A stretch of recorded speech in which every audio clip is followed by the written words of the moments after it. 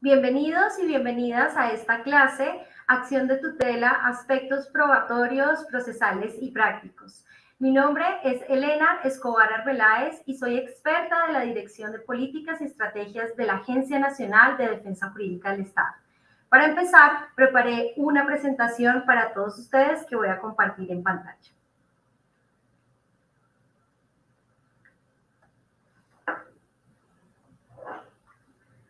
Bueno, para empezar, quiero contarles que el estudio de la acción de tutela pues es un campo amplio que puede desarrollarse desde múltiples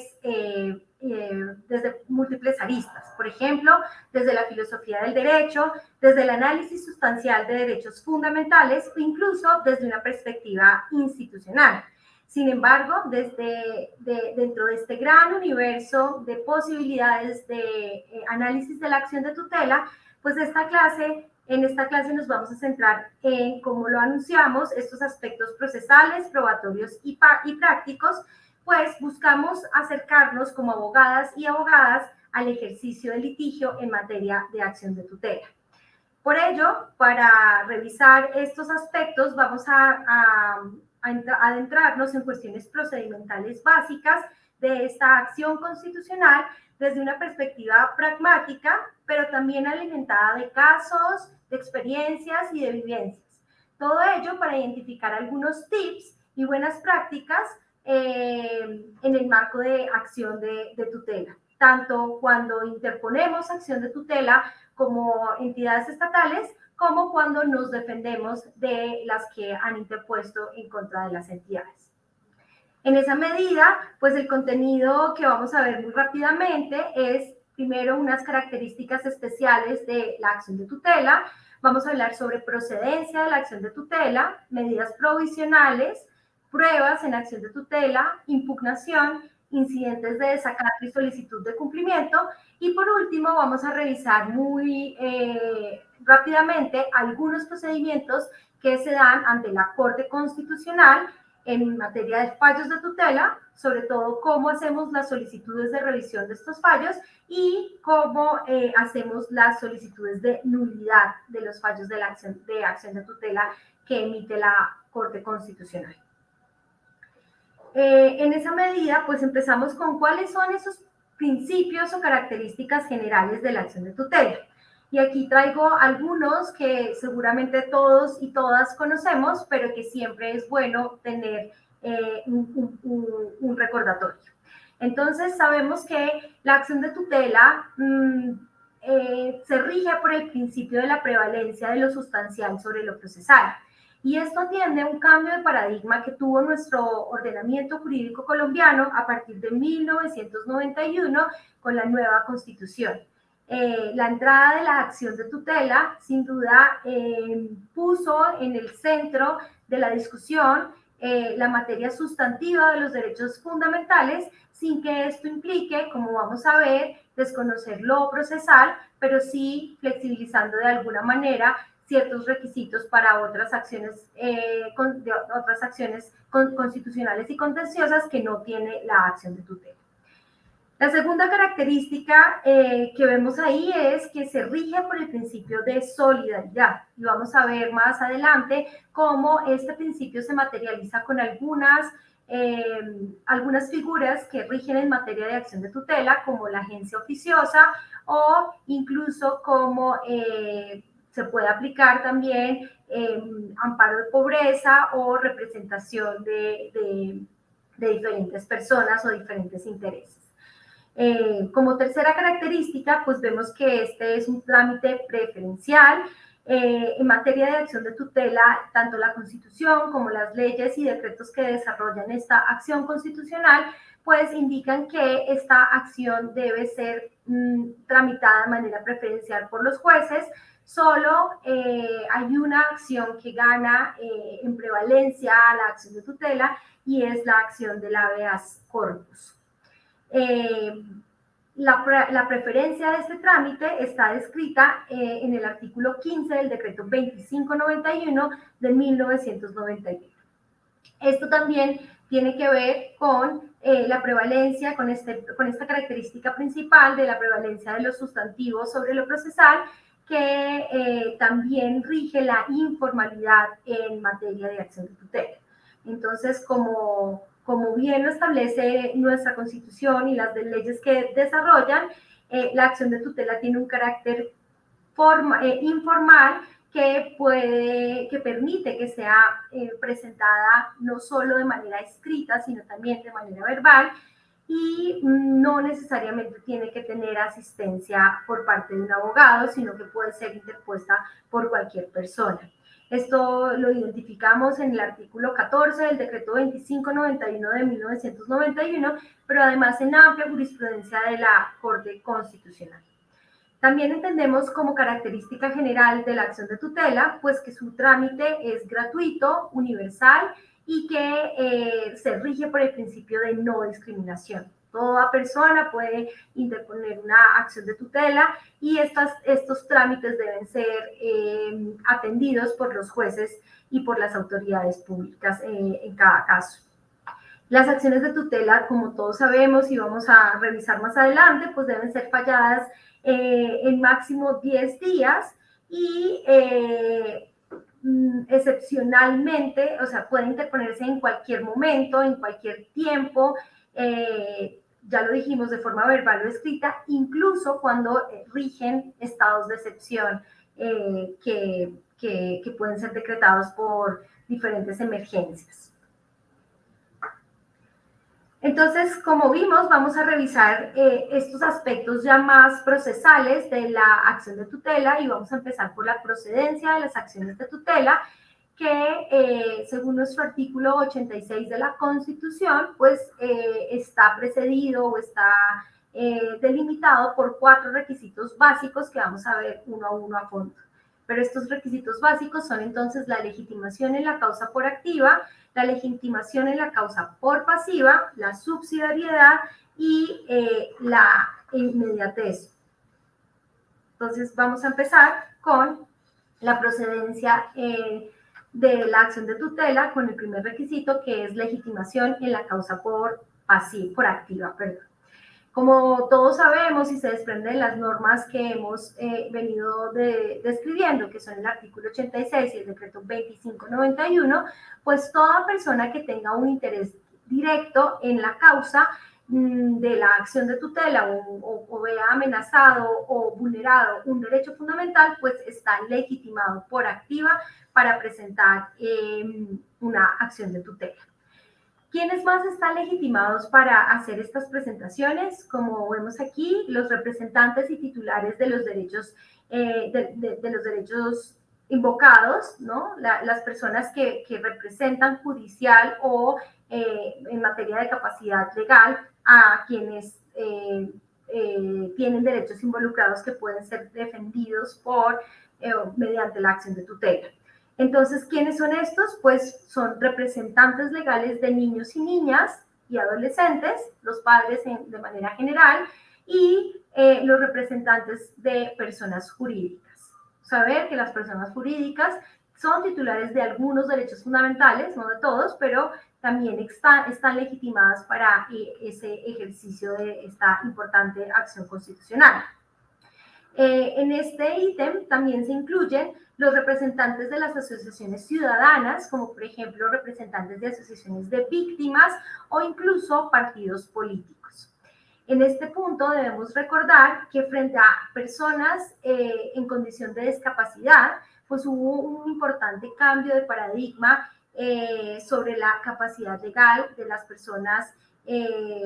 jurídicamente, digamos, con dificultades para actuar. ¿Por qué? Porque a través de la ley de 1996 del 2009 se eliminó la figura de la interdicción en Colombia. Y al eliminarse esta figura, pues hoy en día hablamos de personas de apoyo para la representación judicial o jurídica de personas en condición de discapacidad que no puedan manifestar su voluntad o que realmente tengan una capacidad legal restringida. En este caso, pues es el juez el que debe verificar que quien actúa como una persona en representación de otra por condición de discapacidad, pues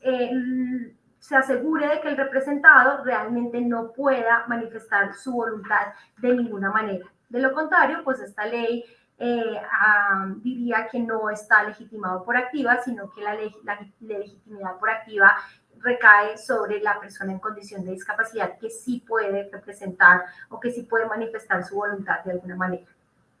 Otro de los ítems que hablamos o que estudiamos en la legitimación en la causa por activa, pues es el de los apoderados judiciales. En este caso, pues toda persona puede contratar un abogado, es facultativo, ya hablamos sobre que la acción de tutela no necesariamente necesita abogado, pero se puede contratar los servicios profesionales de un profesional del derecho, valga la redundancia, y en este caso, pues para acreditar esa legitimación en la causa por activa, debemos anexar el poder otorgado a ese abogado o abogada. Un tercer ítem tiene que ver con el defensor del pueblo, sus delegados, también la Procuraduría o el Procurador General de la Nación o Procuradora y sus delegados, los personeros municipales, los defensores de familia y esta Agencia Nacional de Defensa Jurídica. Todas estas entidades pueden presentar acciones de tutela, pero con la condición de que esta presentación o el ejercicio de la acción de tutela pues se justifique de conformidad con sus competencias legales y constitucionales. En este sentido, por ejemplo, les traigo la sentencia T-107 del 2022, en el que una tutela es presentada por el personero municipal de Palestina, Caldas, que es un personaje que en este momento o en esta acción de tutela, pues la presenta para buscar la protección de reclusos y reclusas de esta municipalidad. También, por ejemplo, otra acción de tutela en donde esta agencia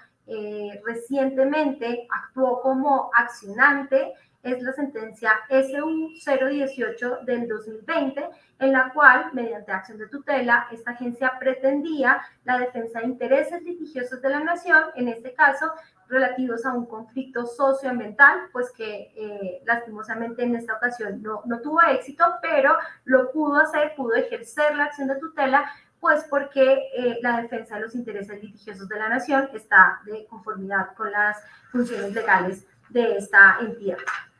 Pasamos pues al último ítem sobre legitimación en la causa por activa, que es a través de la agencia oficiosa. Como todos recordamos, la figura de la agencia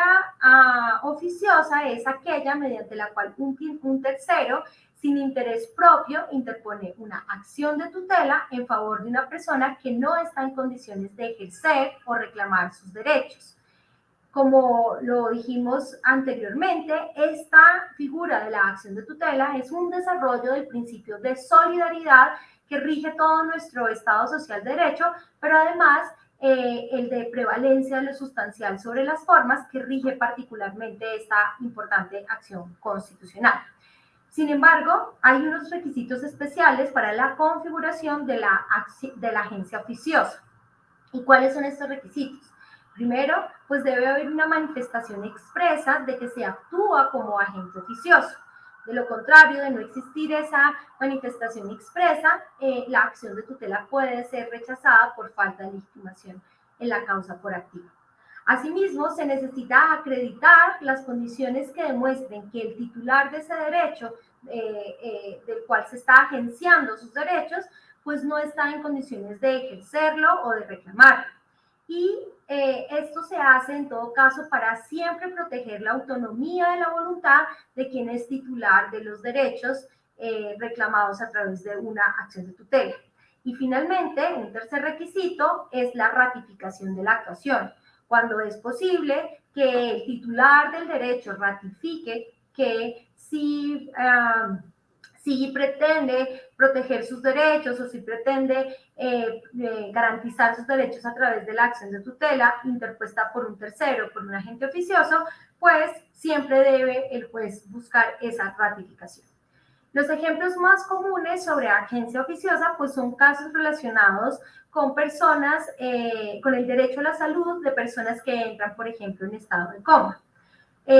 Aquí traigo varios ejemplos y sobre todo una acción de tutela relativamente reciente, la T 382 del 2021, que establece las condiciones para que proceda la agencia oficiosa como figura que legitima en la causa por activa a un tercero que interpone una acción de tutela en favor de derechos de otra persona. Hay casos en los que no ha procedido la acción de tutela precisamente porque no se acreditan estos requisitos para la agencia oficiosa. Por ejemplo, en la sentencia T-946 del 2006, una de las salas de revisión de la Corte Constitucional decidió declarar improcedente la acción de tutela que fue instaurada por el director de un hospital departamental, en este caso era el hospital departamental en el Chocó, que estaba encaminada a evitar la perturbación de los derechos fundamentales a la salud y a la vida de todos los pacientes que requerían, que requerían de la prestación del servicio de salud. En este caso, la Corte Constitucional entiende que no hubo una legitimación en la causa por activa, dado que no se satisfizo el requisito de que las personas titulares de los derechos se estuvieran en condiciones de no ejercer ese reclamo por vía propia. Por este particular, entonces, el director del departamento, el director del hospital del hospital de San José de Tadó, pues no estaba legitimado en la causa por activa como un agente oficioso. Otro de los ejemplos que trae la Corte Constitucional para declarar la improcedencia de la acción de tutela cuando no se acreditan los requisitos de la agencia oficiosa es el caso de un gerente de una empresa de seguridad que alegaba la violación de los derechos fundamentales al mínimo vital y al trabajo de sus empleados debido a que la Superintendencia de Vigilancia y Seguridad había emitido un acto administrativo mediante el cual disponía la cancelación de licencia de funcionamiento. En este caso, pues la acción de tutela consideró que el representante legal de la empresa no estaba acreditando las condiciones por las cuales sus empleados estaban en imposibilidad de ejercer los derechos que él mismo estaba alegando como agente oficioso de estas personas. Entonces les traigo estos ejemplos para ver cómo es que una figura como la agencia oficiosa pues puede ser válida para el reclamo de algunos derechos, pero que no siempre es una figura que debe prosperar debido precisamente a que tiene unos requisitos específicos. La legitimidad de la causa por activa también se da sobre algunas personas que vienen o bien limitados por condición de edad o limitados por condiciones jurídicas o de nacionalidad, la ciudadanía. Pero aquí lo que tenemos que tener muy en cuenta es que el artículo 86 de nuestra Constitución y los decretos que desarrollan este artículo hablan de personas. Entonces es la calidad de persona la que me habilita para emprender una acción de tutela y no la calidad de ciudadano como tal. En ese sentido, la acción de tutela pues puede ser presentada directamente por niños, niñas y adolescentes. Y aquí está el caso de varias acciones de tutela, por ejemplo, la T-895 del 2011, en el que una niña ejerce la acción de tutela pidiendo el traslado de su madre recluida para proteger sus propios derechos fundamentales a tener una familia y a ser protegida por ella. Pero también ante la Corte Suprema de Justicia, varios niños y niñas colombianos emprendieron una acción de tutela, no solo buscando la protección de los derechos de la Amazonía como un sujeto autónomo, sino buscando la protección de sus propios derechos a un ambiente sano y al agua y a la salud y otros derechos que alegaron vulnerados. Fueron niños, niñas y adolescentes que autónomamente, sin necesidad de que mediara un representante legal, presentaron acciones de tutela. En estos casos también ha habido acciones de tutela presentadas por niños, niñas y adolescentes, incluso, digamos, pidiendo la protección de las autoridades frente a actuaciones de sus propios padres. Otro de estos supuestos en donde influye la calidad de persona, más no la calidad de ciudadano, es el de las personas privadas de la libertad. Las personas privadas de la libertad tienen restricción de varios derechos políticos y de varias libertades y derechos ciudadanos. Sin embargo, no se restringe este derecho particular a la presentación de solicitudes de tutela ante autoridades y en contra de autoridades. Y finalmente, que esto sí ha sido más un desarrollo jurisprudencial a partir precisamente de lo que hablamos sobre la calidad de persona y no la calidad de ciudadano, pues ciertos migrantes residentes en Colombia pueden presentar acciones de tutela que incluso bajo su identificación como ciudadanos extranjeros. Aquí cito simplemente la sentencia T-304 del 2022, en la que la Corte, abro comillas, estableció el amparo constitucional no está sujeto al vínculo político que exista con el Estado colombiano, sino que se deriva del hecho de ser persona. Cierro comillas. Entonces, aquí tenemos todo el panorama de las diferentes formas en que personas pueden, y entidades públicas, privadas, personas jurídicas, naturales, pueden presentar acciones de tutela y estar legitimados en la causa por activa para ello.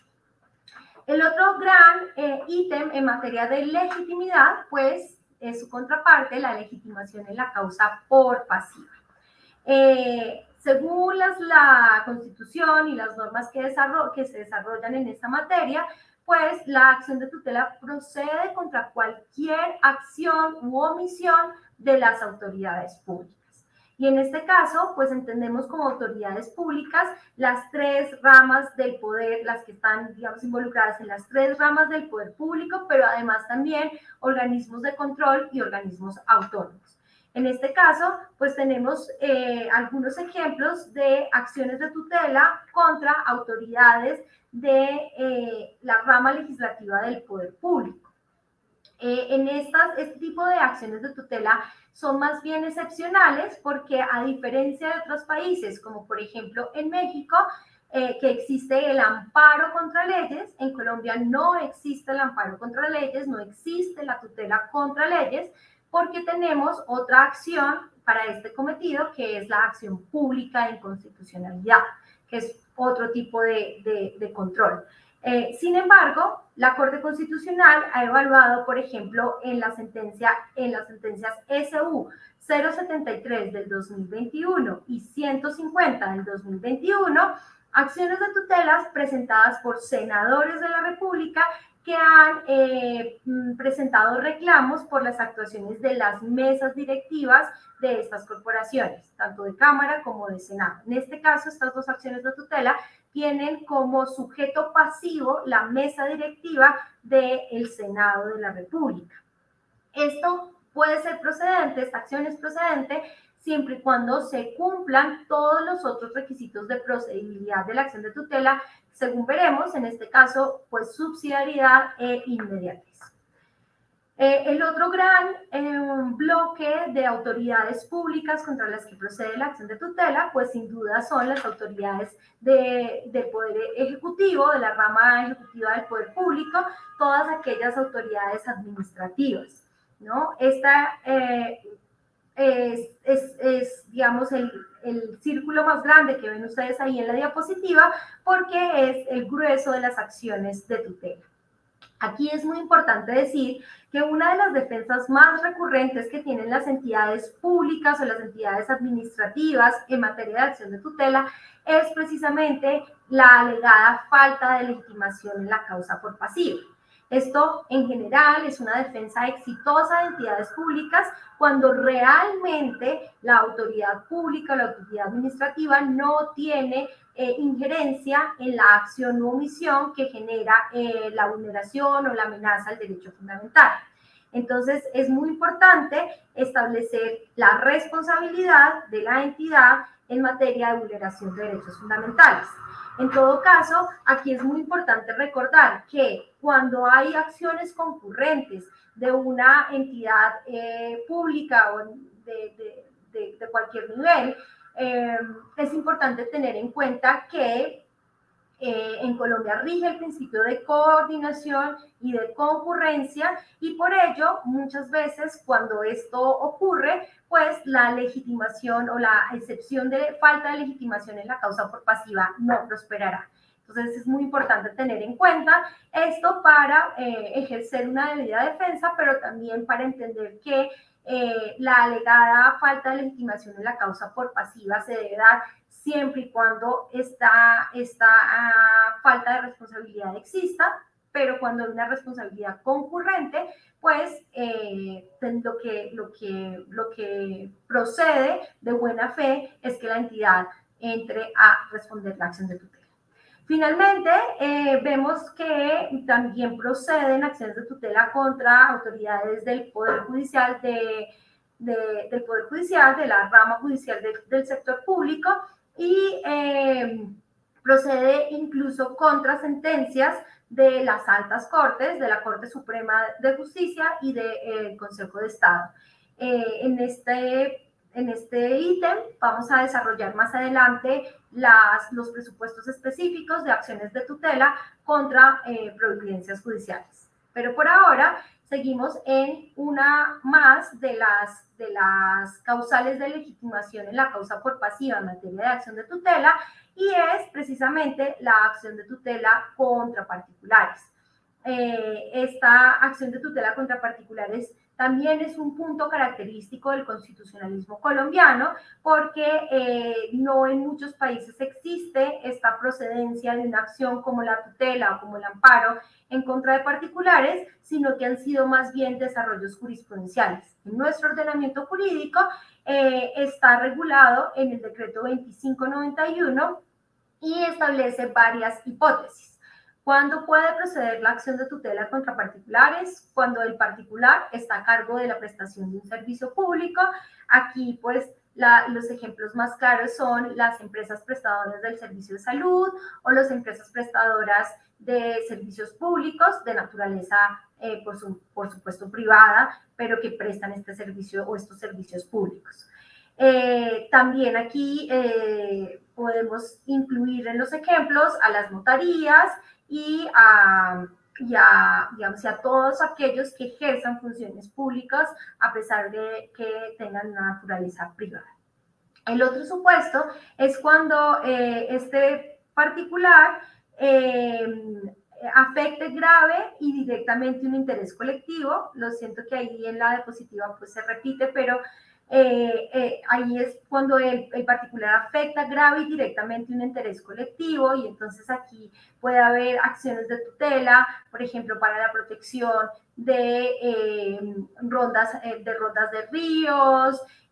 para la protección de moralidad pública, los intereses colectivos que conocemos y que se desarrollan en nuestro ordenamiento jurídico. Y finalmente, pues cuando exista entre los particulares relaciones de subordinación o indefensión, y aquí los ejemplos más claros son pues que procede la acción de tutela contra todos los empleadores porque tienen relaciones de subordinación con sus empleados. Asimismo, puede generarse acciones de tutela cuando se den circunstancias de indefensión, y muchas veces en este tipo de situaciones se alega, por ejemplo, situaciones entre arrendatarios que también puede llegar a proceder, por ejemplo, por temas de solicitud de información o incluso protección de derechos fundamentales. Pasamos entonces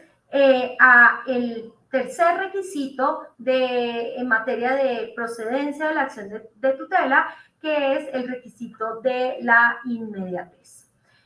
Aquí es muy importante hacer esta diferencia entre regla general y principio.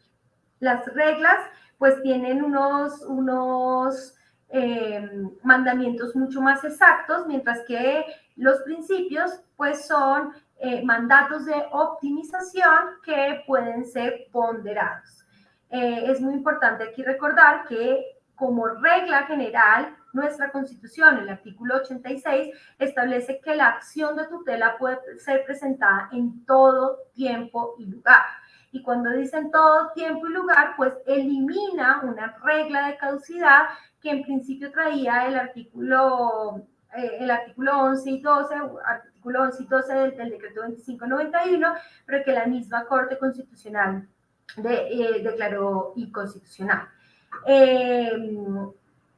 En materia de acción de tutela no existen reglas de caducidad, es decir, no existen reglas fijas de 2 años, 6 meses, 5 años, sino que existe el principio de inmediatez que establece que la acción de tutela pues debe presentarse en un plazo razonable y prudente y pues que debe ser ponderado por el juez. Vamos a ver que mucha o amplia jurisprudencia del Consejo de Estado establece, por ejemplo, para el caso de acción de tutela contra providencias judiciales, que este tiempo prudente y razonable son 6 meses. En un principio se entendió estos 6 meses al estilo de caducidad y se contaba desde el momento en que se emite y se notifica el fallo contra el cual se presenta una acción de tutela y se contaban los 6 meses. Sin embargo, el desarrollo de la jurisprudencia constitucional pues ha morigerado esa regla precisamente porque no se trata de revivir la caducidad que fue declarada inconstitucional, sino que se trata de entender e identificar las formas como rige el principio de inmediatez y cómo poder ponderarlo. Entonces, por ejemplo, en una sentencia de unificación, que es la que traigo a ustedes aquí, la 184 del 2019, se establecen ciertas reglas o mandatos para entender cuándo la presentación de una acción de tutela está justificada a pesar de haber sido presentada en un tiempo que en principio no parezca razonable o prudente. Entonces, ¿cuáles son estas reglas? Hay que verificar si para la demora en la presentación de una acción de tutela, pues atiende a un motivo válido para la inacción. También debemos verificar que esta inacción en la presentación de la acción de tutela, pues no viole derechos fundamentales de terceros, ¿no? Aquí el ejemplo que se trae es el caso de cuando hay nombramientos a cargos públicos y se presentan acciones de tutela muy posteriores y ya se han de alguna manera consolidado ciertos derechos o ciertas expectativas legítimas. También debe verificarse que el fundamento de la acción de tutela, si el fundamento de la acción de tutela, pues ha surgido con posterioridad a la acción violatoria del derecho. Por ejemplo, cuando existan pruebas nuevas, hechos nuevos, nuevas sentencias de unificación que cambien ciertas interpretaciones, nuevas negaciones, entre otros hechos que también han sido analizados ampliamente por la jurisprudencia de la Corte Constitucional. Asimismo, que la vulneración, o debe verificarse que la vulneración del derecho permanezca en el tiempo y sea continua o actual. Este es el caso, por ejemplo, de las prestaciones sociales, por ejemplo, la negación de pensiones cuando hay derecho, pues la continuación, la vulneración es continua porque mes a mes, si hay una persona que sí tiene derecho y se lo han negado, pues mes a mes está vulnerando su derecho al mínimo vital y a su seguridad social. Y finalmente, cuando existen circunstancias especiales de las personas que hacen que esta carga procesal pues resulte desproporcionada. Por ejemplo, cuando hay incapacidad o discapacidad física, cuando hay abandono o cuando hay ciertas circunstancias de pobreza extrema que impiden que una persona acuda de manera rápida o de manera prudente o a la acción de tutela, sobre todo revisarla en clave de la situación particular de cada una de estas personas. Pasamos entonces al último requisito, que es el requisito de subsidiariedad en materia de procedencia de la acción de tutela. Entonces, como establecemos a partir del artículo 86 de la Constitución y de las reglas que desarrollan, en especial decreto 2591, pues la acción de tutela solo procede cuando no existan medios ordinarios de defensa judicial o cuando existiendo estos medios pues no resulten idóneos o eficaces, o cuando existiendo tales medios pues se invoque la acción de tutela como un mecanismo transitorio para evitar la consumación de un perjuicio que sea irremediable, ¿no? Y para esto pues debemos acreditar la urgencia, la inminencia y la impostergabilidad de las acciones. Aquí es muy importante para nosotros, para defensores y defensoras del Estado, pues entender que de manera general la acción de tutela no procede contra actos administrativos. ¿Por qué? Pues porque para controvertir los actos administrativos que emite la administración, valga la redundancia, pues está el régimen de nulidad y restablecimiento del derecho. Sin embargo, pues puede haber la posibilidad de la existencia o abrirse la posibilidad de la procedencia de la acción de tutela cuando se verifique la idoneidad o la no idoneidad del medio de defensa judicial ordinario o su falta de eficacia. Para determinar con algunos ejemplos cada una de estas circunstancias, pues vamos a ver cuándo procede la tutela de manera directa porque no existe un medio de defensa. Entonces, en estos casos, por ejemplo, es muy claro la solicitud de procedencia de la acción de tutela cuando el derecho protegido o el derecho alegado es el derecho a la consulta previa de las comunidades étnicamente diferenciadas en Colombia. Hasta el momento tenemos varias regulaciones a nivel, digamos, de decretos, pero no tenemos una ley estatutaria que regule el derecho fundamental a la consulta previa y por el momento la única acción posible para que se proteja o salvaguarde el derecho a la consulta previa, pues es la acción judicial de acción de tutela. Otro de estos eventos en los que no existe en el ordenamiento jurídico colombiano un medio judicial para la protección de un derecho es cuando una mujer solicita la protección de sus derechos sexuales y reproductivos, por ejemplo, para la práctica de una interrupción voluntaria del embarazo o para otro tipo de prácticas que involucran derechos sexuales y reproductivos, pues en Colombia no existen acciones de tutela, no existen acciones judiciales idóneas, no, ni siquiera idóneas, no existen medios de defensa judicial para la protección de este tipo de derechos y por eso procede la tutela de manera directa.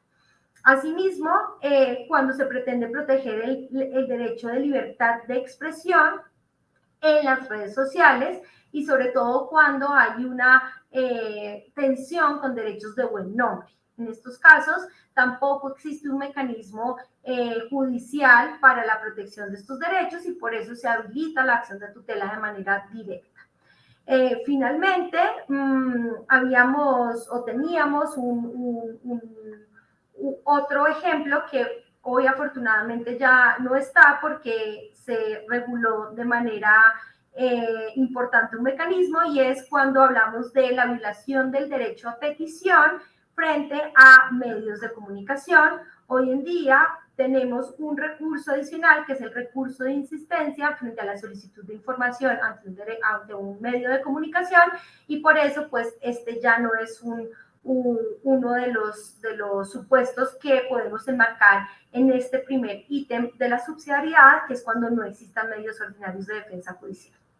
Sin embargo, lo traigo para que recordemos cómo podemos ir regulando ciertos derechos y incluirlos o excluirlos de esta posibilidad, de este primer ítem en materia de subsidiariedad en acción de tutela. Frente al segundo ítem, que es el que estamos hablando sobre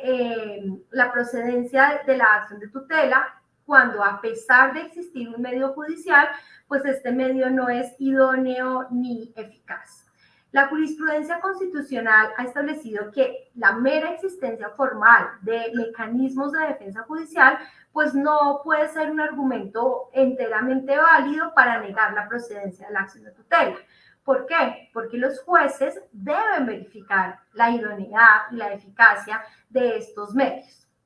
Y les voy a traer aquí a colación dos ejemplos, uno sobre idoneidad y otro sobre eficacia, para que entendamos un poco más cómo desde la Corte Constitucional, pero también desde la Judicatura, se ha venido aplicando y entendiendo la subsidiariedad a pesar de la existencia de medios ordinarios de defensa judicial. Entonces, por ejemplo, en la sentencia SU 016, la Corte Constitucional identificó la idoneidad del medio de defensa judicial, en este caso, frente a procesos de desalojo por invasión del espacio público. En principio, para procesos de desalojo por invasión del espacio público, pues existe un medio judicial que es alegar la nulidad y el restablecimiento del derecho ante la jurisdicción administrativa, contencioso administrativo. ¿Cómo se alega? Atacando precisamente el acto administrativo que declara el desalojo, el proceso, inicia el proceso de desalojo. Sin embargo, cuando la Corte Constitucional, al encontrarse con un cúmulo de casos de este tipo, evalúa el mecanismo judicial en relación específica con la protección de derechos fundamentales de las personas que son desalojadas, pues encuentra que el mecanismo no es idóneo. ¿Y por qué no es idóneo? Porque la acción de nulidad y restablecimiento del derecho está dirigida a establecer las condiciones de legalidad en que se emite el acto administrativo que ordena el proceso de desalojo. En principio, este acto administrativo siempre es emitido bajo normas de estricta legalidad y de constitucionalidad que le ordenan a la administración proteger un bien público como es el espacio público. Sin embargo, en el marco de la expedición del acto administrativo del proceso de desalojo, pues no se evalúa la violación o vulneración o amenaza a los derechos fundamentales de las personas que están en el espacio público y que también son ciudadanos y que también tienen ciertos derechos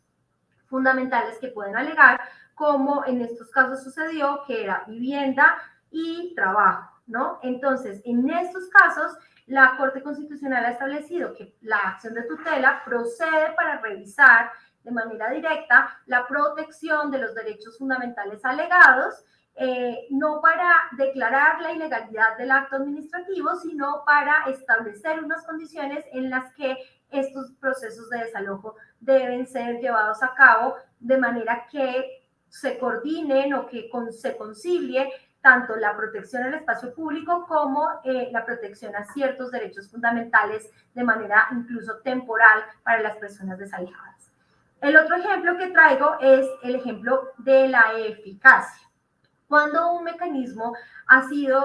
un mecanismo judicial ordinario no ha sido eficaz. Entonces, en este ejemplo, es el ejemplo de la sentencia T001 del 2021, en el que la Corte Constitucional evidenció, por ejemplo, la ineficacia de un mecanismo que se inició a través de las leyes 1122 del 2007, 1438 del 2011 y 1919 del 2019, que otorgaron funciones jurisdiccionales a la Superintendencia de Salud para conocer reclamos por la prestación del servicio. En estos casos, la Corte Constitucional lo que evidenció es que el mecanismo en la ley podría llegar a ser idóneo y eficaz, pero en la práctica no lo era. ¿Por qué? Porque básicamente la Superintendencia de Salud no tenía ni la capacidad institucional ni la infraestructura para recibir realmente todos los reclamos de salud que se ejercían, como lo era, por ejemplo, la acción de tutela, pues a través de todos los jueces de la República. Entonces, ahí también se evidenció la ineficacia de un mecanismo que en principio es un mecanismo judicial que es válido para conocer de reclamos en materia de prestación de salud. Estos serían entonces los casos en donde, a pesar de existir mecanismos ordinarios de defensa judicial que pueden llegar a ser activados, pues estos mecanismos no resultan idóneos, no resultan eficaces para la protección de derechos fundamentales.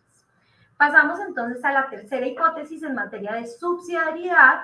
y esta es que cuando existiendo tales mecanismos, o sea, cuando existen mecanismos judiciales de defensa judicial,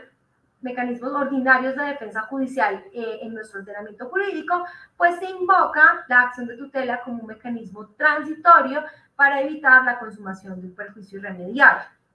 Y entonces la pregunta que debe hacerse el juez y que debe hacerse las autoridades y las personas que van a presentar acciones de tutela por esta vía es cuándo existe o cuándo se puede configurar un perjuicio irremediable.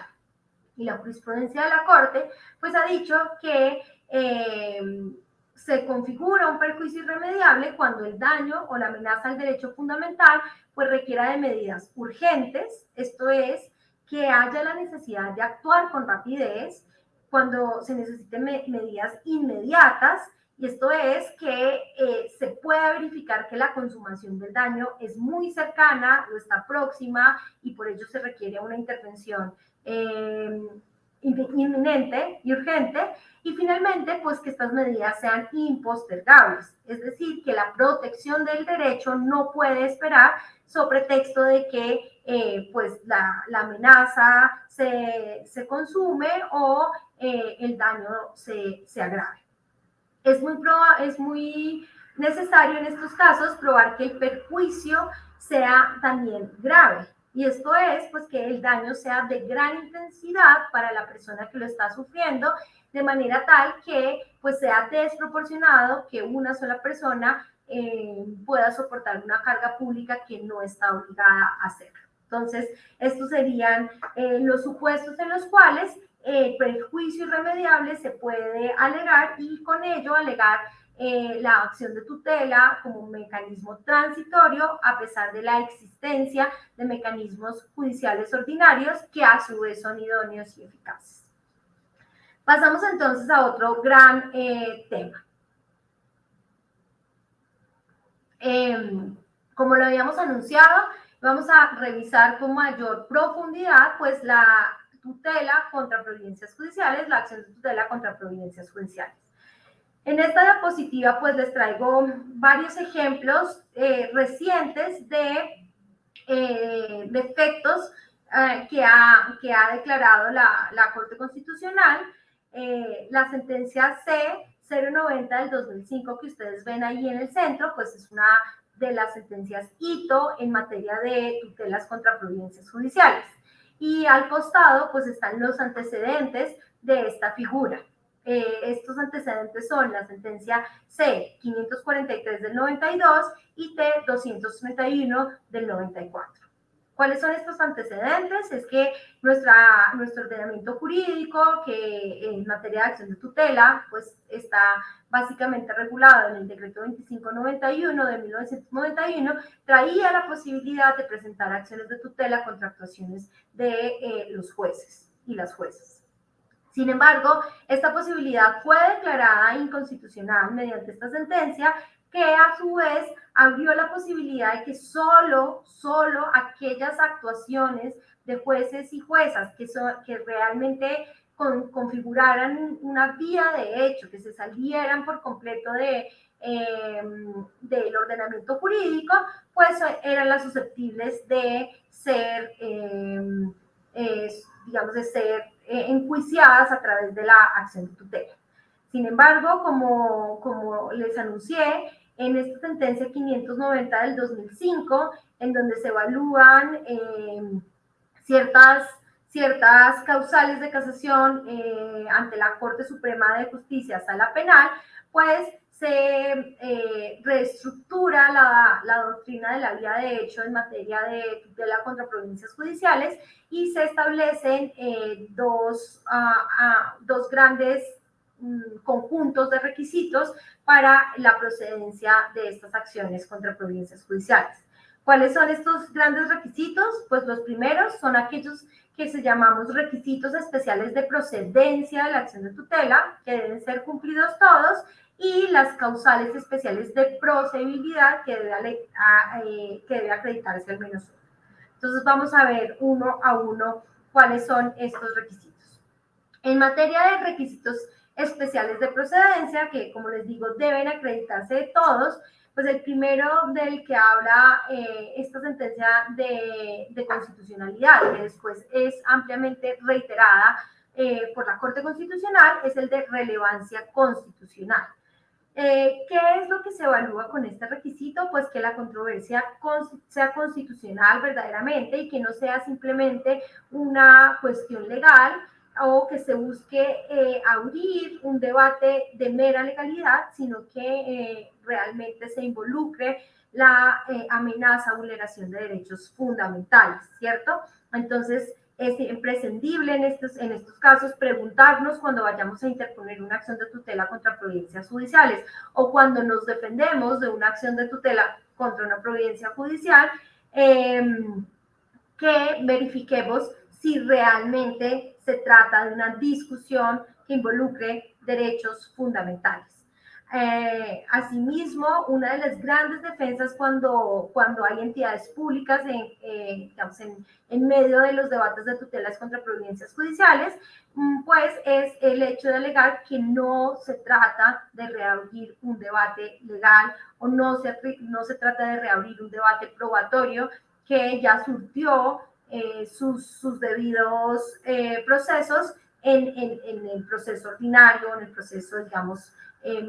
matriz que da origen a la providencia contra la que se presenta la acción de tutela.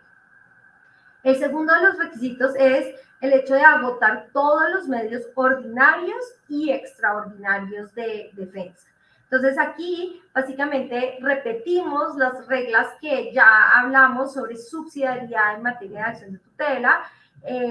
y es importante evaluar cada uno de estas hipótesis. Pero adicionalmente, en este punto, se establece que también debe haber un agotamiento de los medios extraordinarios de defensa judicial. En este caso y hoy en día, pues son los medios de recurso extraordinario de revisión o los recursos de casación en cada una de sus jurisdicciones. Aquí hay un ejemplo muy claro de cómo una entidad pública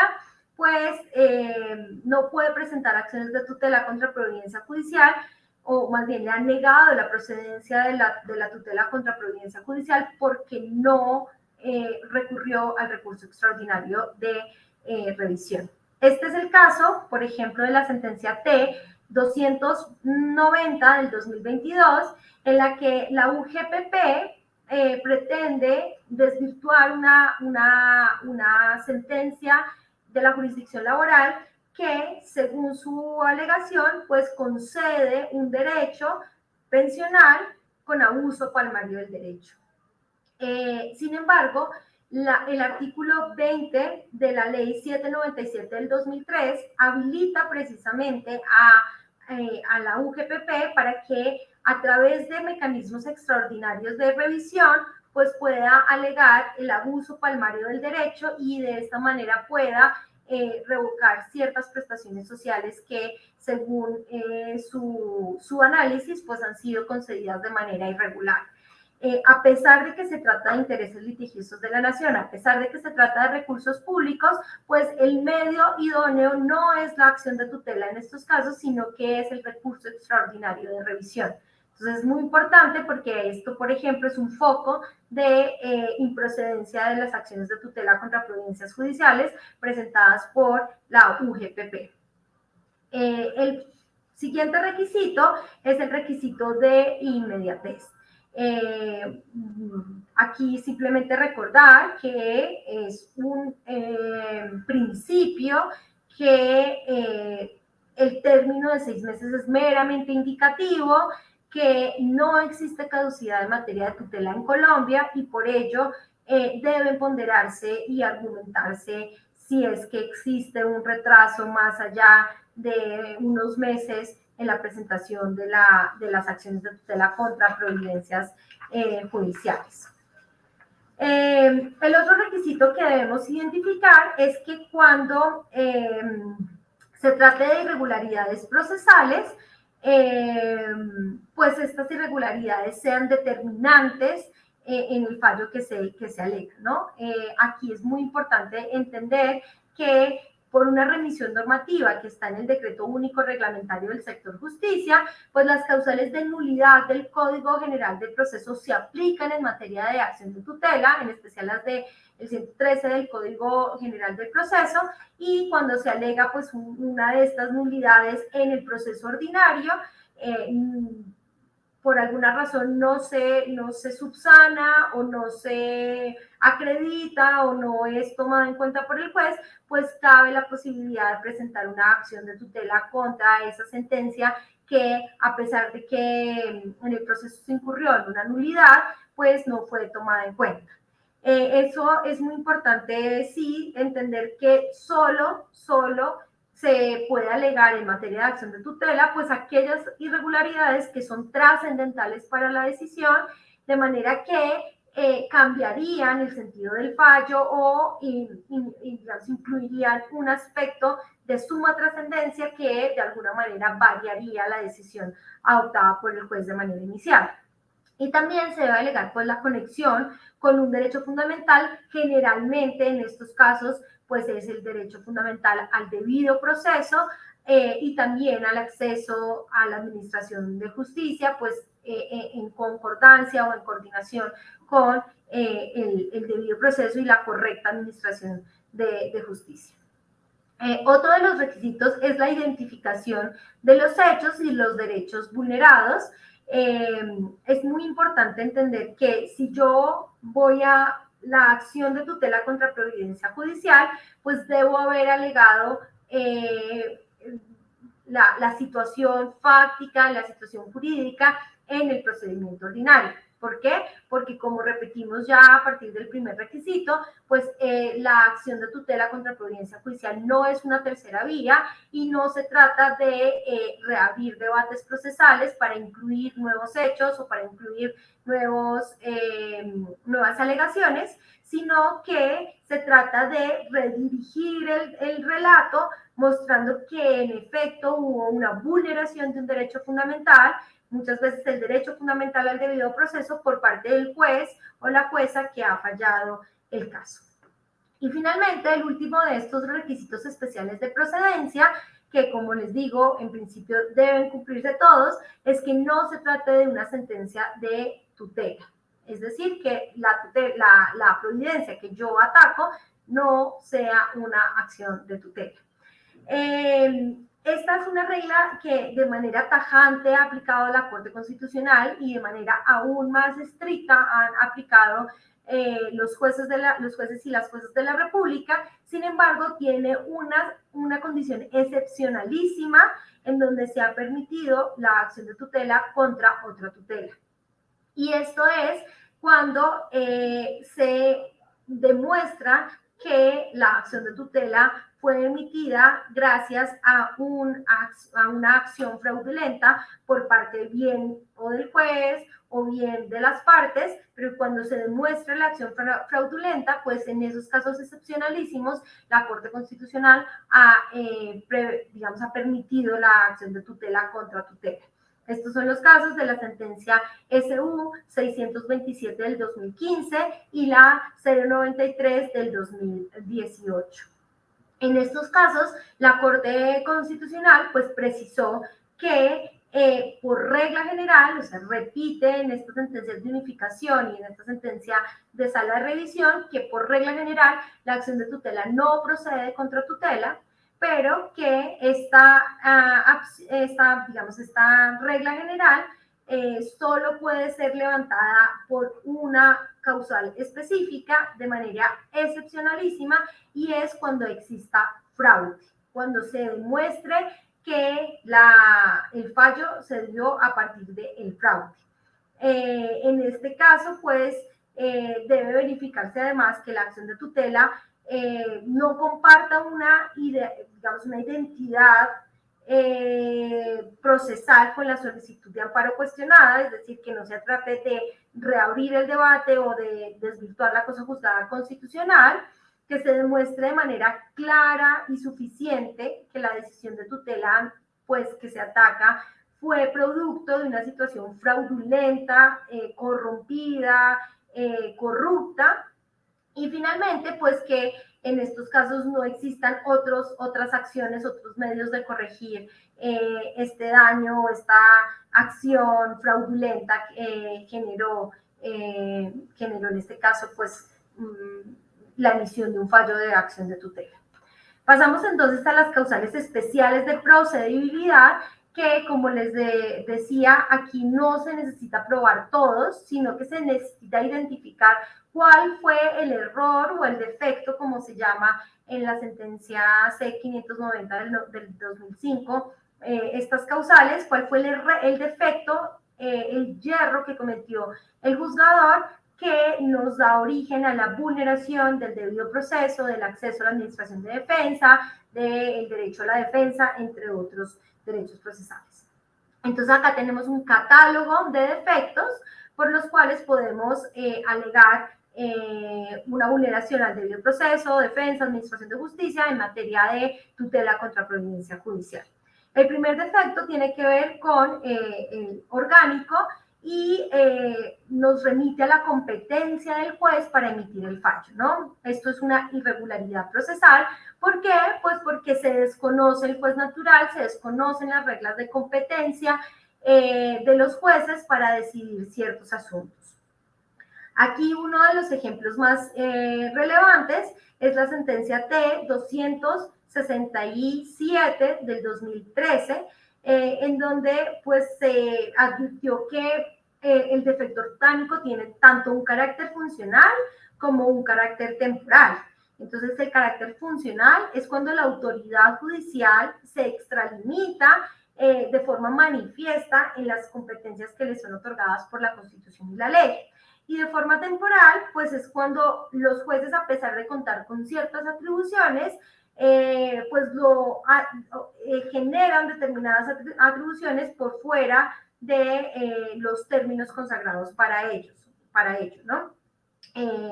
Hay otra sentencia también importante en materia de defecto orgánico, que es la sentencia T-446 del 2007, y finalmente una que es un caso paradigmático en Colombia, que es la T-058 del 2006. Esta última es el famoso, o trató el famoso caso Miti-Miti, en que se configura un defecto orgánico porque la entonces fiscalía pues continuó con una investigación en contra de un ministro, a pesar de tener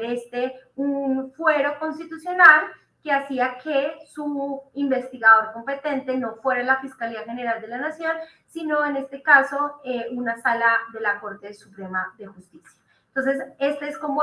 los casos más típicos de configuración de defecto orgánico. Otro de los defectos es el defecto procedimental. En este caso, hablamos, o la jurisprudencia constitucional también ha desarrollado de manera importante este defecto y establece que puede haber dos tipos de variaciones en materia de defecto procedimental. Uno, que es el defecto procedimental absoluto, que es cuando se emite un fallo bajo un procedimiento que es totalmente inaplicable al caso que se desarrolla o al caso que se dirime. Y el otro, que es el exceso ritual manifiesto, pues que tiene que ver más con una irregularidad procesal, pero no cualquier tipo de irregularidad, sino una irregularidad que genere una ostensible y trascendente vulneración al debido proceso, de manera que de no haber ocurrido esa irregularidad, pues el fallo incluso podría ser otro, o el sentido del fallo hubiera cambiado, o algunas condiciones de los fallos habrían cambiado. En palabras de la Corte Constitucional, pues el defecto procedimental absoluto tiene relación con la protección de las formas propias de cada juicio. Y cuando no se respetan esas formas propias de cada juicio, pues hay una indudable vulneración del debido proceso, pues que resulta condenable porque se incumplen las reglas mínimas pues, del Estado de Derecho. Aquí uno de los casos, digamos, uno de los ejemplos que traigo a colación es la sentencia T-401 del 2019, en el que el demandante es el Fondo Ganadero de Córdoba y demanda a la Sala Primera Civil de Restitución de Tierras del Tribunal Superior de Antioquia. En este caso, hubo un defecto procedimental, o sea, hubo un defecto procedimental porque no se permitió la oposición como tercero de este fondo ganadero y al momento de alegarla en el proceso, pues el tribunal negó su calidad de tercero opositor. El siguiente defecto que trae la jurisprudencia constitucional es el defecto fáctico. Cuando hablamos de defecto fáctico tenemos dos dimensiones, una positiva y una negativa. La positiva pues se verifica cuando hubo una valoración probatoria, valoración de los hechos, pero se alega que esa valoración fue arbitraria, fue caprichosa, no atendió, digamos, a las reglas de la lógica y de la sana crítica. Y la dimensión negativa del defecto fáctico, pues se tiene que ver con la omisión en el decreto de las pruebas o la omisión en el análisis de pruebas decretadas. Aquí un caso, un ejemplo que traemos sobre la configuración de un defecto fáctico es la sentencia T-041 del 2018. Este es un caso en que una persona presentaba una acción de tutela en contra de una sentencia de un juez contencioso administrativo. En el juicio contencioso administrativo se trataba de un juicio de reparación directa por el fallecimiento de un familiar de esta persona que había sido atropellada por un carro de la policía. En esa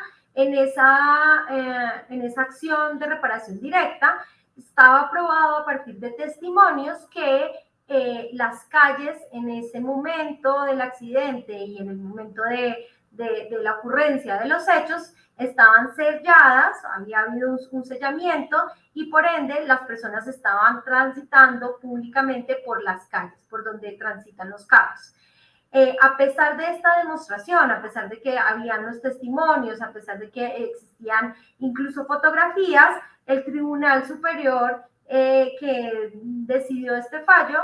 entendió que había una concurrencia de la culpa, que había también culpa de la víctima y por ello decretó una indemnización menor. En este caso, la tutela contra providencia judicial pues se presenta por defecto fáctico, por la indebida valoración de las pruebas y se comprueba en esta sentencia T-041 del 2018 que en efecto el juzgador incurrió en un defecto fáctico porque no valoró debidamente el hecho de que las calles estuvieran cerradas para descartar la culpa de la víctima en estos casos. Pasamos entonces a el defecto por desconocimiento el defecto sustantivo, perdón. El defecto sustantivo se produce o se configura cuando las sentencias son emitidas con fundamento en normas que son impertinentes, en normas que han sido derogadas o incluso en normas que han sido declaradas inexequibles. En este caso también se conecta mucho el defecto sustantivo con algunos referentes del desconocimiento del precedente, en especial del desconocimiento del precedente de sentencias de constitucionalidad de la Corte Constitucional que interpretan determinada norma. Entonces pasamos a el desconocimiento del precedente. El desconocimiento del precedente es un defecto que se alega cuando se desconoce una posición consolidada sobre una misma materia que tiene pues una alta corte. El desconocimiento del precedente no solo aplica en materia de jurisdicción constitucional, es decir, no solo aplica para las sentencias C y SU de la Corte Constitucional, sino también para la jurisprudencia en vigor, tanto de las salas de revisión de tutela de la Corte Constitucional, pero también de las diferentes posturas en su jurisdicción ordinaria de las salas de casación de la Corte Suprema de Justicia y de las secciones del Consejo de Estado. En palabras de la Corte Constitucional, el precedente, y aquí abro comillas, pues se constituye en un pilar del Estado de Derecho, pues lo que busca es asegurar la coherencia en la aplicación del ordenamiento jurídico a través de decisiones judiciales que sean razonablemente previsibles. Por ello, su alcance constituye una herramienta de la protección tanto de la confianza legítima como de la buena fe, que proscribe el uso de la interpretación de manera caprichosa por parte de los jueces o de los operadores jurídicos. Cierro comillas. Y aquí les traigo un ejemplo que es bastante polémico, pero que muestra o denota la importancia de este defecto del desconocimiento del precedente para asegurar la supremacía de la Constitución, que fue pues el nuevo paradigma en que se embarcó el sistema jurídico colombiano a partir de 1991. El ejemplo que les traigo es la sentencia SU 113 del 2018. En esta sentencia, una persona presenta una acción de tutela contra una sentencia de una sala de descongestión laboral de la Corte Suprema de Justicia. La materia de la que se trata este caso es sobre la naturaleza. O sea, el problema jurídico tenía que definir cuál era la naturaleza vinculante o no que tienen las convenciones colectivas en determinados casos específicos. Y resulta que en este caso la sala de casación, la sala de descongestión laboral de la Corte Suprema de Justicia, pues había seguido su propio precedente. Había establecido en varias sentencias que para que se configurara el carácter de norma jurídica de ciertas convenciones colectivas necesitaba ciertos requisitos adicionales. Entonces, por un lado, se alegaba que no había habido desconocimiento del precedente. ¿Por qué? Porque la Corte, la sala de descongestión laboral de la Corte Suprema de Justicia había seguido su propio precedente. Sin embargo, al analizar este caso, la Corte Constitucional establece que a pesar de haber seguido ese propio precedente, pues no argumentó por qué estaba desconociendo la existencia de precedentes de sentencias de unificación de la Corte Constitucional sobre la materia que decían expresamente cuáles eran las condiciones en las que una convención colectiva sí debía ser norma jurídica vinculante para ciertas partes. Por ello, en este caso, que también es una sentencia de unificación, se decreta el desconocimiento del precedente y ahí se afianza el paradigma de supremacía constitucional a partir de los pronunciamientos de la Corte Constitucional. Finalmente,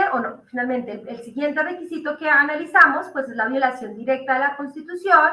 En estos casos se presenta cuando se deja de aplicar o se deja de interpretar una norma constitucional. Como ven, tiene mucha relación el defecto sustantivo, el desconocimiento del precedente y la violación directa de la Constitución, porque muchas veces puede confluir una misma interpretación en estos tres defectos. En general, se puede alegar la violación directa cuando se trata de un derecho de aplicación inmediata y cuando, a pesar de tener una aplicación inmediata de un derecho fundamental derivado de las normas constitucionales, pues el juez no lo tuvo en cuenta y no aplicó el principio de interpretación conforme a la Constitución. Aquí los ejemplos más claros están en la SU 024 del 2018 y la SU 069 de ese mismo año. Vamos a ver entonces estos últimos dos, que son error inducido y falta de motivación, son realmente defectos que son muy poco alegados en materia de acción de tutela contra providencias judiciales, pero están incluidos en este catálogo que desplegó la sentencia C0, la C590, perdón, del 2005. El error inducido, pues es una vía de hecho por consecuencia. Aquí también es muy importante alegar cuando el juez es engañado en su buena fe y pues toma decisión, por ejemplo, toma su decisión basada, por ejemplo, en pruebas falsas o fraudulentas que después es demostrado, que es imposible dilucidar la falsedad o el fraude dentro del proceso judicial, pero que después sí es posible identificarlos, ¿no? Y en esta parte de error inducido, pues es muy importante recordar que hay un requisito de procedibilidad anterior, que es precisamente utilizar el medio extraordinario de defensa si es que este procede, por ejemplo, revisión o casación en los casos que proceden. Sin embargo, cuando no proceden o cuando procedieron y aún así continúa el error, pues procede la acción de tutela contra providencia en este caso, y el ejemplo que traemos es la SU 014 del 2021. Y finalmente, pues la falsa motivación, y aquí la sentencia inicial, la C590 del 2005, pues hablaba básicamente como de fallos no suficientemente motivados, pero esta argumentación de fallos no suficientemente motivados cae en desuso porque en general los jueces y jueces de la República Colombiana son jueces que motivan sus fallos. Y entonces, ¿cómo es que se configura o cómo se varió de falta de motivación a una más bien motivación que está encaminada a favorecer intereses personales, a favorecer la corrupción? Y ahí es cuando se configura pues esta causal de tutela contra providencia judicial. También puede involucrar otras causales, incluso, por ejemplo, alegarse error inducido y falta motivación de manera conjunta, porque pues tienen algunos elementos en común. Entonces, ahora sí, terminamos con este gran subtema que es tutela contra providencia judicial, y pasamos a otro tipo de cuestiones procesales en materia de acción de tutela. Entonces, aquí tenemos las medidas provisionales en materia de acción de tutela. Aquí lo primero que hay que entender es que sí pueden ser solicitadas, que están reguladas en el artículo 7 del decreto 2591 y que, por ejemplo, uno de los autos que desarrolla su alcance y desarrolla los requisitos para que puedan ser emitidas es el auto 259 del 2021 de la Corte Constitucional. Aquí también es muy importante diferenciar entre las acciones, las medidas provisionales que se dan en materia de acción de tutela y las medidas provisionales que se dan en otro tipo de procesos, como por ejemplo los civiles. ¿Por qué? Porque en materia de acción de tutela, y aquí lo resaltamos en la diapositiva, pues la finalidad última de la medida cautelar o de la medida provisional es velar por la supremacía inmediata de la Constitución, sea que esto implique, por ejemplo, proteger un derecho fundamental o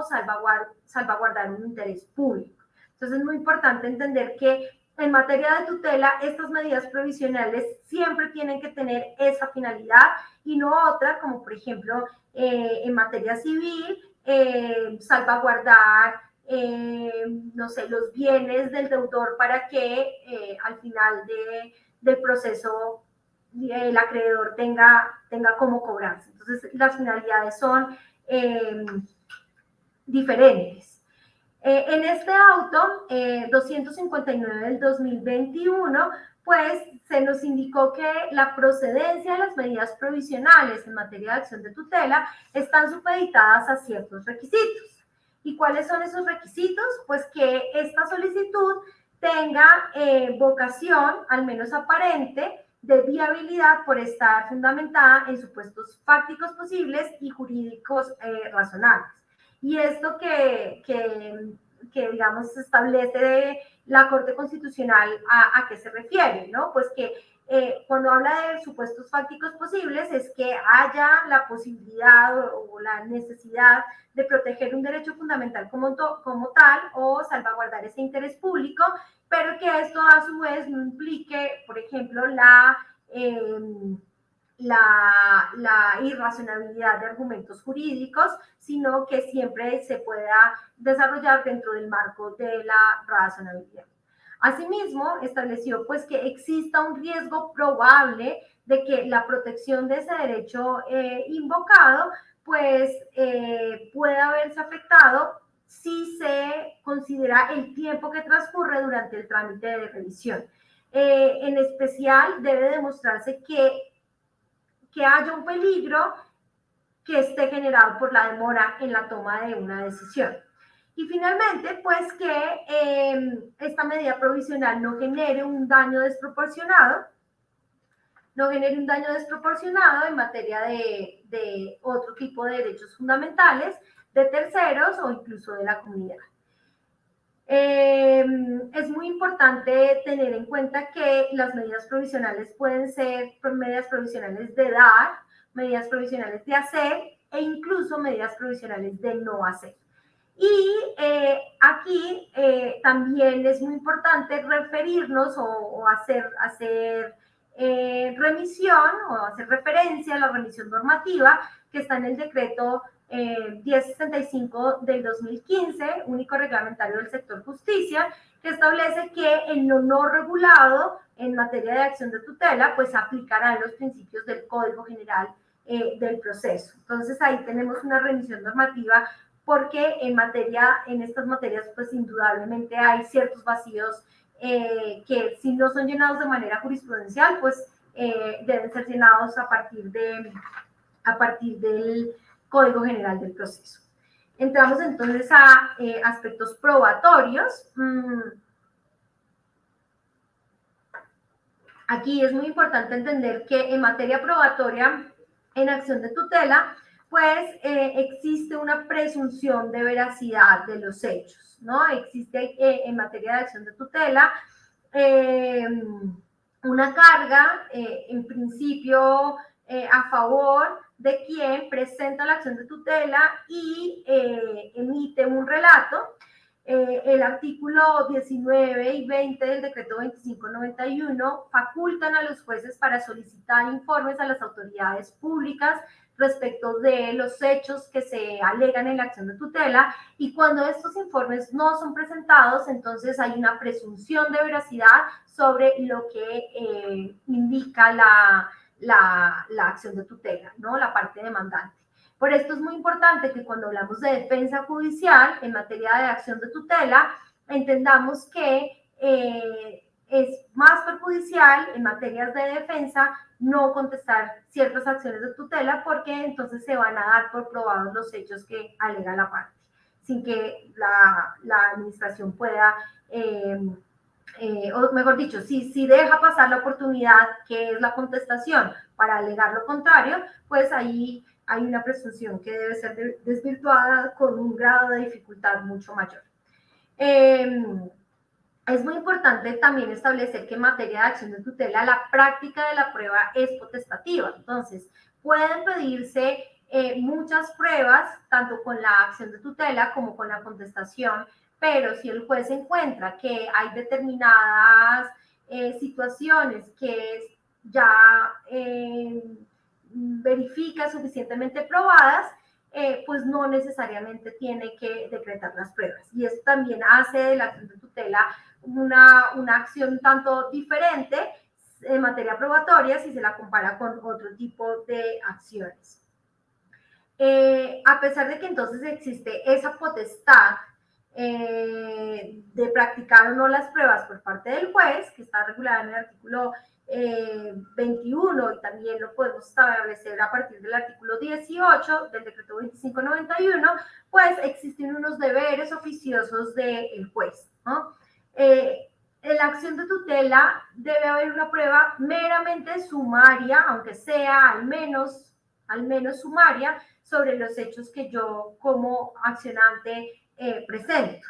En todo caso, El juez de tutela, si encuentra que necesita aclarar ciertas pruebas, si necesita verificar ciertos asuntos, puede decretar pruebas de manera oficiosa. Esto lo ha dicho la Corte Constitucional desde recientes sentencias, como por, digamos, sentencias muy antiguas, por decirlo así, como la T 498 del 2000, en donde pues básicamente la Corte faculta a todos los jueces para decretar pruebas de oficio en casos de, por ejemplo, menores de edad, ¿no? Y ahí empieza a ampliarse la jurisprudencia en materia de facultades oficiosas de los jueces en materia de acción de tutela. Aquí es muy importante entender que en materia de tutela, en la sentencia T038 del 2021, hay un error, pero es del 2021, pues establece que el juez es el rector del proceso constitucional y por eso pues debe adelantar las medidas necesarias para que las etapas se superen usando de manera oficiosa todos los mecanismos de la ley que le otorga para tal fin. Y todos estos mecanismos pues están regulados tanto en el decreto 2591, pero que también pueden ser, digamos, apropiados de, como lo habíamos dicho, las herramientas que trae el Código General del Proceso. En materia probatoria, pues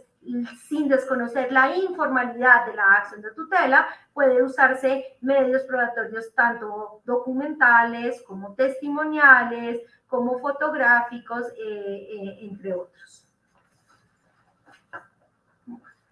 Vamos a hablar ahora de las formas de terminación de los procesos de acción de tutela. Entonces, aquí es muy importante que,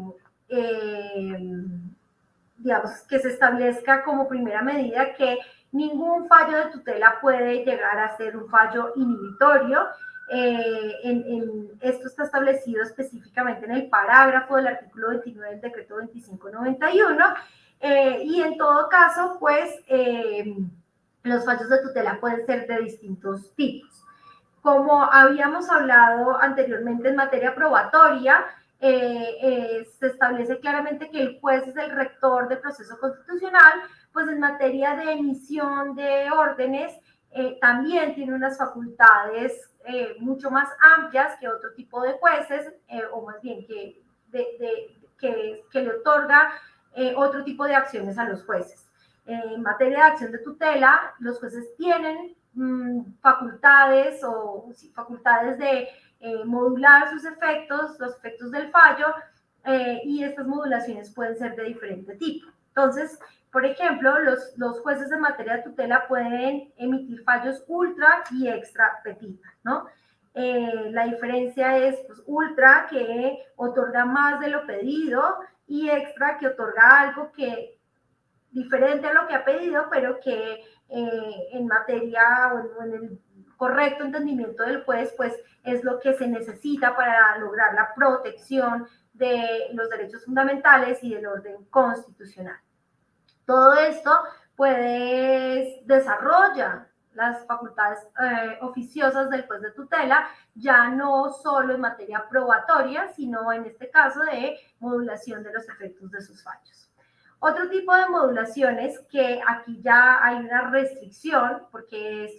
esta modulación solo se ha habilitado de manera jurisprudencial para la Corte Constitucional y no para todos los jueces, sino solo para el alto tribunal, es la modulación entre efectos intercommunis y efectos interpartes. Como regla general, los fallos de acción de tutela pues tienen efectos entre las partes, entre el accionante y el accionado. Si es uno o si son varios, no importa, pero son dos partes en el proceso a quienes obliga el fallo en materia de acción de tutela.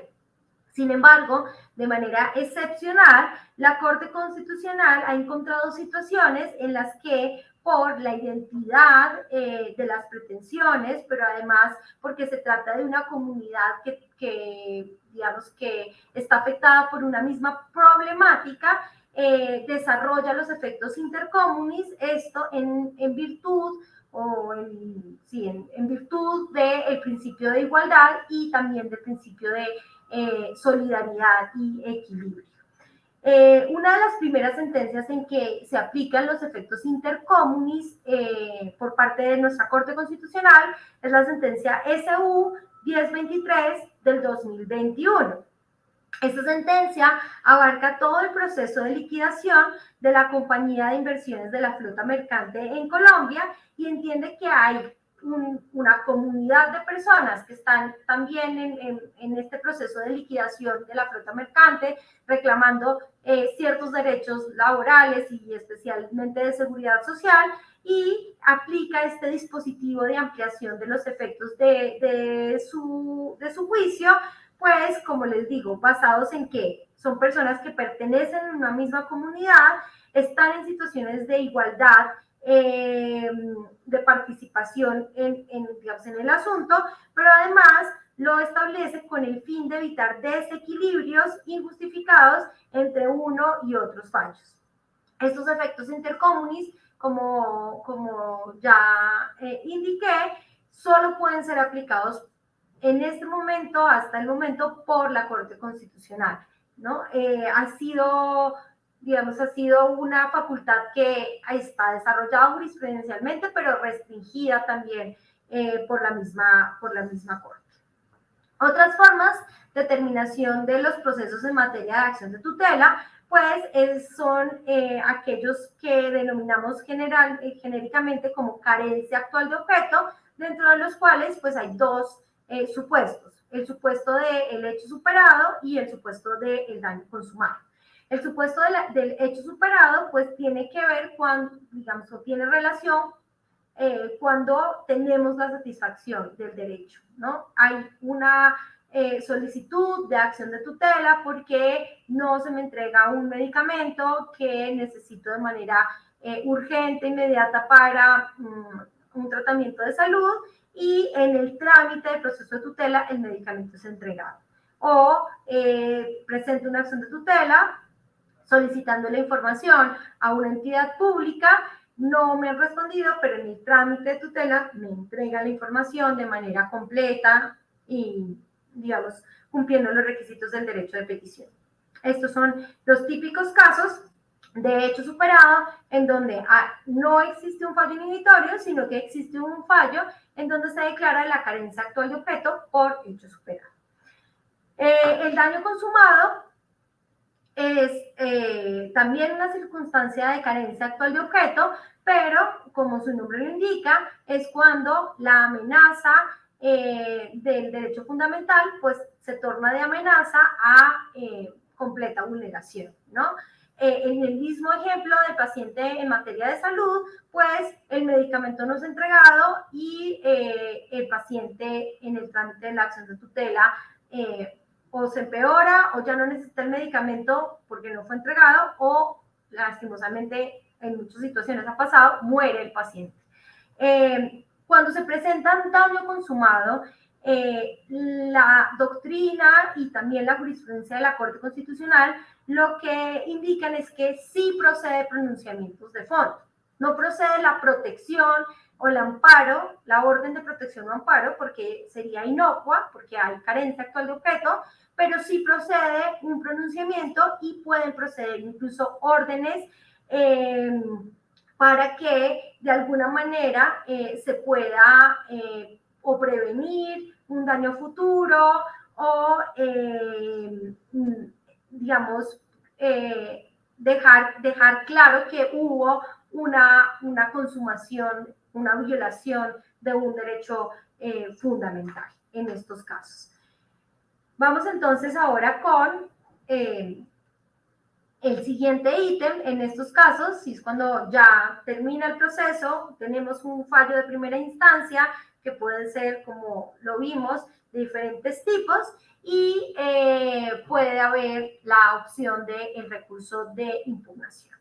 El recurso de impugnación tiene una oportunidad de 3 días después de la notificación del fallo o de la decisión. Se puede presentar de manera verbal o escrita. Recordemos siempre que no deja de regir el principio de informalidad en materia de acción de tutela, se establece una consecuencia cuando el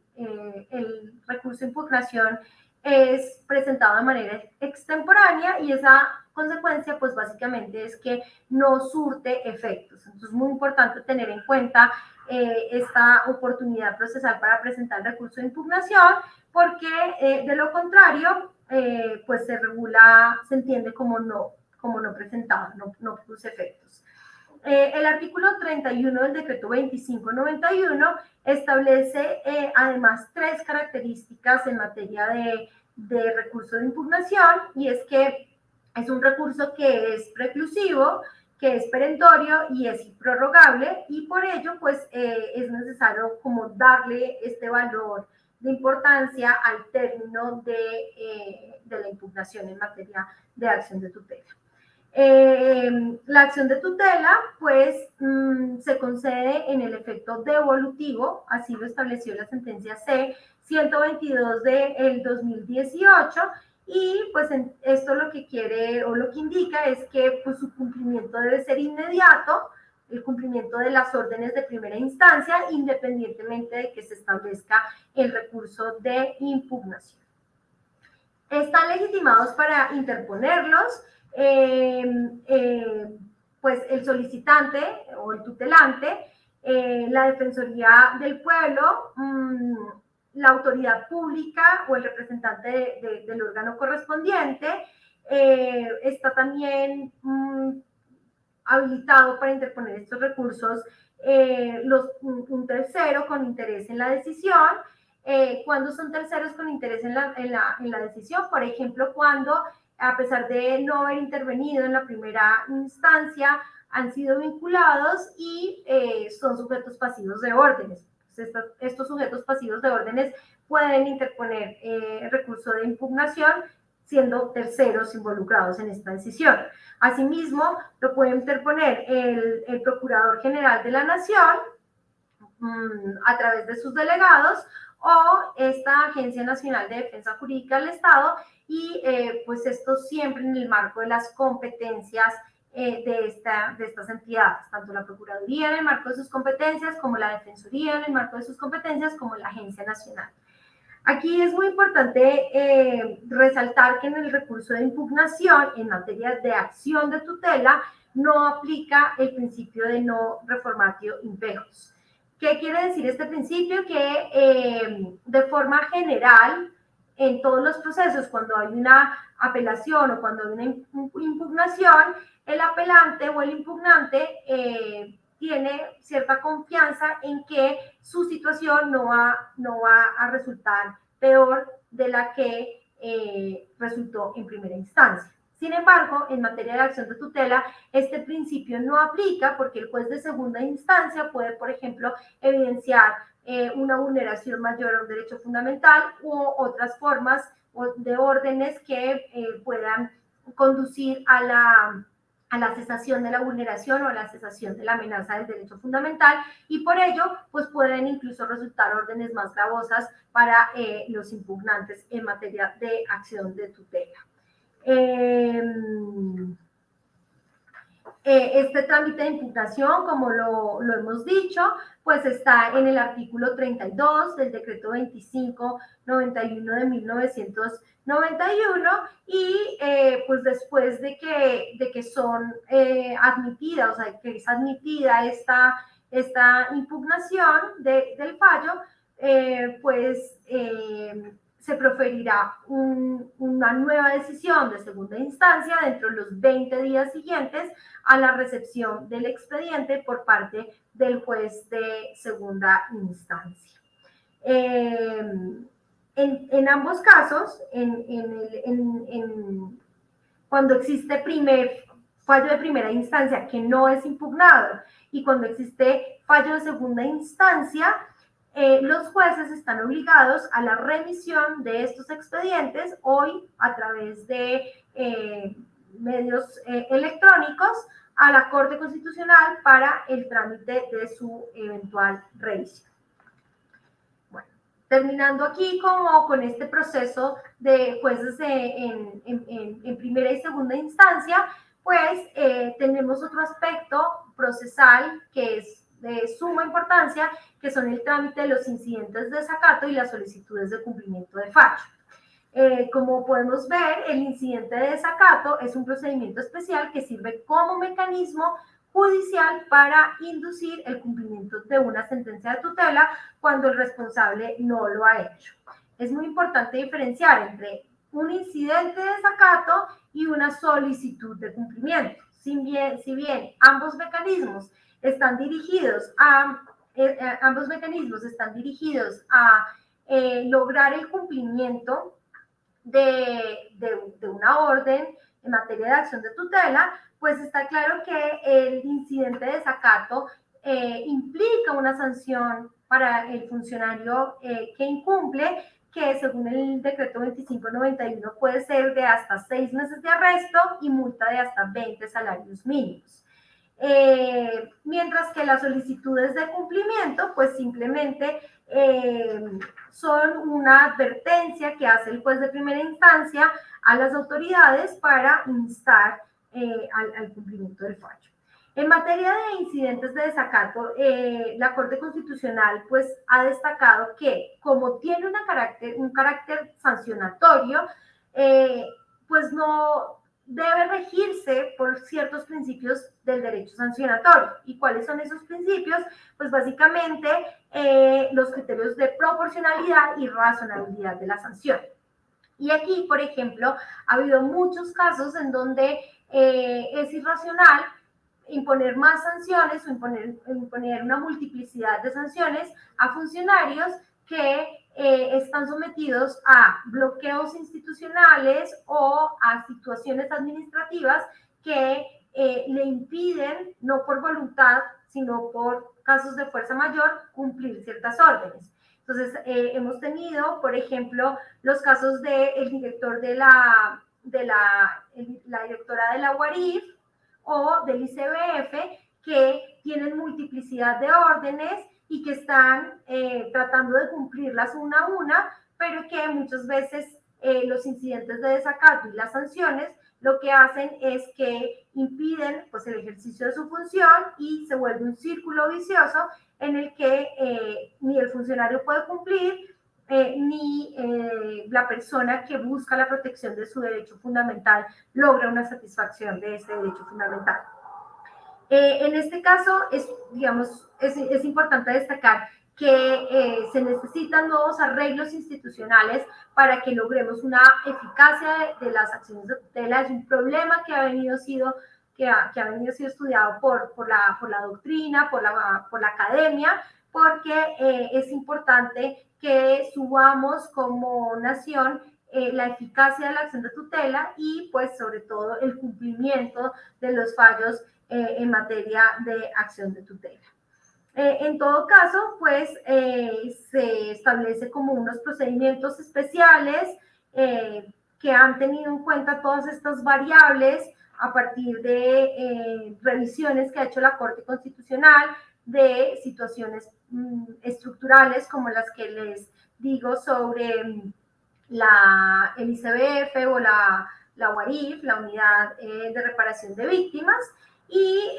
por ejemplo, en el auto A300 del 2009, pues se establecen como unos mínimos que debe revisarse cuando hablamos de incidentes de desacato. Entonces, el juez debe revisar a quién se dirige la orden, en qué término debe ejecutarse, el alcance de la orden, si efectivamente existe un incumplimiento, si este incumplimiento es parcial o es un incumplimiento integral, y cómo, digamos, si existe como un plan de cumplimiento o no, y cuáles fueron las razones por las cuales pues la entidad accionada no obedeció al ordenado dentro del proceso. En estos dos últimos aspectos es donde les digo que ha morigerado el incidente de desacato la Corte Constitucional, pues puesto que le pide a los jueces de instancia que analicen si el responsable del cumplimiento de la orden pues no lo ha hecho por una circunstancia ajena a su voluntad, porque en este sentido pues debe evaluar su responsabilidad subjetiva cuando, digamos, sobre todo cuando se trata de las sanciones que trae el decreto 2591 de 1990. Ya vamos llegando al final de esta clase, que pues, lo que busca es abarcar un amplio aspecto de cuestiones procesales y prácticas en materia de acción de tutela, y por ello pues queremos concluir la clase con como los procedimientos que se deben seguir ante la Corte Constitucional, o que se siguen más bien ante la Corte Constitucional, que hoy en día son mucho más transparentes, pero que también nos permiten en determinados casos ejercer buenas defensas y sobre todo generar litigios estratégicos en favor de los intereses de la nación y en favor de la protección de los derechos fundamentales. Entonces,